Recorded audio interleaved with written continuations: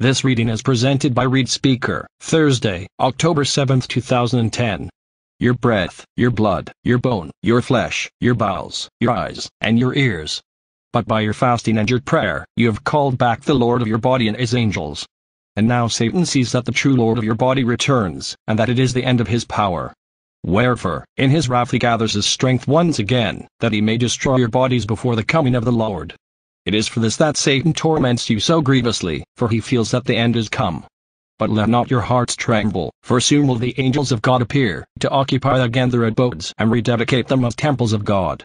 And they will seize Satan and cast him from your bodies with all his diseases and all his uncleanness. And happy will you be, for you will receive the reward of your steadfastness, and you will never see disease. And many unclean and sick followed Jesus' words and sought the banks of the murmuring streams. They put off their shoes and their clothing, they fasted, and they gave up their bodies to the angels of air, of water, and of sunshine. And the earthly mother's angels embraced them, possessing their bodies both inwards and outwards. And all of them saw all evils, sins and uncleanness depart in haste from them. And the breath of some became as stinking as that which is loosed from the bowels, and some had an issue of spittle, and evil-smelling and unclean vomit rose from their inward parts. All these uncleannesses flowed by their mouths.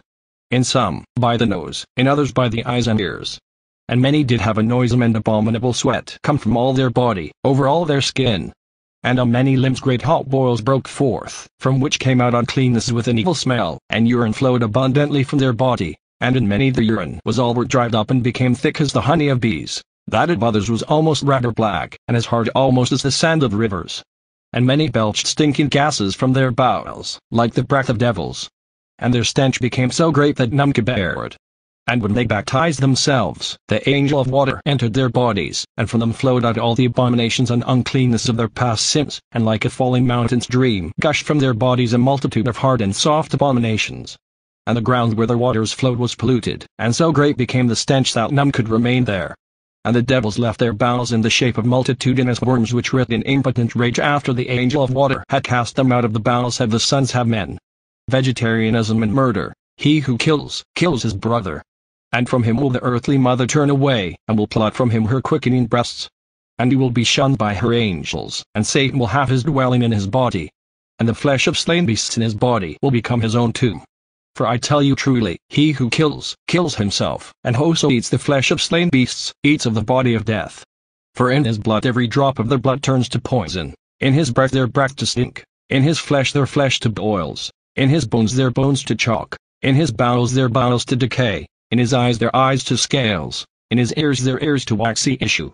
And their death will become his death. For only in the service of your heavenly Father are your debts of 7 years forgiven in 7 days. But Satan forgives you nothing, and you must pay him for all. Eye for eye, tooth for tooth, hand for hand, foot for foot, burning for burning, wound for wound, life for life, death, for the wages of sin is death. Kill not, neither eat the flesh of your innocent prey, lest you become the slaves of Satan. For that is the path of sufferings, and it leads unto death. But do the will of God, that his angels may serve you on the way of life. Obey, therefore, the words of God. Behold, I have given you every herb bearing seed, which is upon the face of all the earth, and every tree, in the which is the fruit of a tree yielding seed, to you it shall be for meat. And to every beast of the earth, and to every fowl of the air, and to everything that creepeth upon the earth, wherein there is breath of life, I give every green herb for meat. Also the milk of everything that moveth and liveth upon earth shall be meat for you, even as the green herb have I given unto them, so I give their milk unto you. But flesh, and the blood which quickens it, shall ye not eat. And after these words they all remained silent, save one, who called out, What am I to do, Master, if I see a wild beast rend my brother in the forest? Shall I let my brother perish, or kill the wild beast? Shall not I thus transgress the law? And Jesus answered, It was said to them of old time, All beasts that move upon the earth, all the fish of the sea, and all the fowl of the air are given into thy power. I tell you truly, of all creatures living upon the earth, God created only man after his image. Wherefore beasts are for man, and not man for beasts. You do not, therefore, transgress the law if you kill the wild beast to save your brother's life.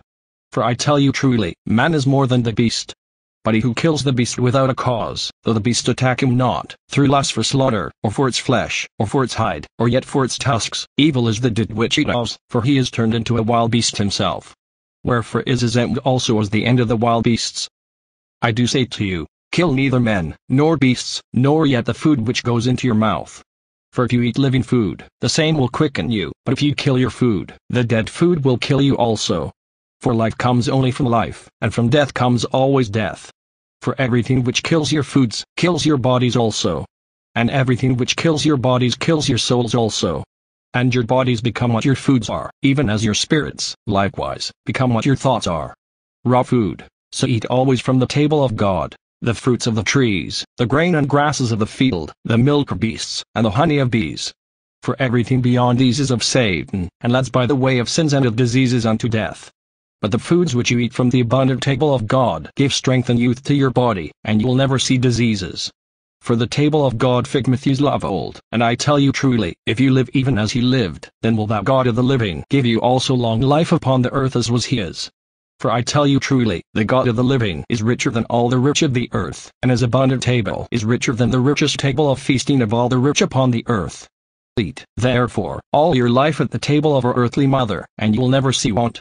And when you eat at our table, eat all things even as they are found on the table of the earthly mother. Could not, neither mix all things one with another, lest your bowels become as steaming bogs. For I tell you truly, this is abominable in the eyes of the Lord. Therefore, eat not anything which fire, or frost, or water has destroyed. For burned, frozen and rotted foods will burn, freeze and rot your body also. Be not like the foolish husbandman who sowed in his ground cooked, and frozen, and rotten seeds. And the autumn came, and his fields bore nothing. And great was his distress. But be like that husbandman who sowed in his field living seed, and whose field bore living ears of wheat, paying 100-fold for the seeds which he planted. For I tell you truly, live only by the fire of life, and prepare not your foods with the fire of death, which kills your foods, your bodies and your souls also. Master, where is the fire of life? Asked some of them. In you, in your blood, and in your bodies. And the fire of death? Asked others. It is the fire which blazes outside your body, which is hotter than your blood. With that fire of death you cook your foods in your homes and in your fields. I tell you truly, it is the same fire which destroys your foods and your bodies, even as the fire of malice, which ravages your thoughts, ravages your spirits. For your body is that which you eat, and your spirit is that which you think. Eat nothing, therefore, which a stronger fire than the fire of life has killed. Wherefore, prepare and eat all fruits of trees, and all grasses of the fields, and all milk of beasts good for eating. For all these are fed and ripened by the fire of life. All are the gift of the angels of our earthly mother. But eat nothing to which only the fire of death gives savor, for such is of Satan.